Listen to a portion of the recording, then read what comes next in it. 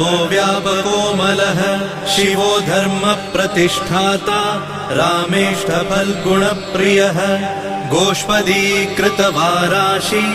पूर्णकामोधरापतिः रक्षोघ्नपुण्डरीकाक्ष शरणागतवत्सलः जानकी प्राणदाता च रक्ष प्राणापहारकः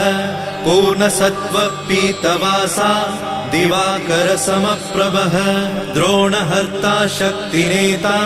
शक्तिराक्षसमारकः रक्षोघ्नो रामदूतश्च शाकिनी जीवहारकः भुभुक्कारः तारातिर्गर्वपर्वतवेदनः हेतुर्मान् प्रांशुबीजं च विश्वभर्ता जगद्गुरुः जगत्त्राता जगन्नाथो जगदीशो जनेश्वरः जगत्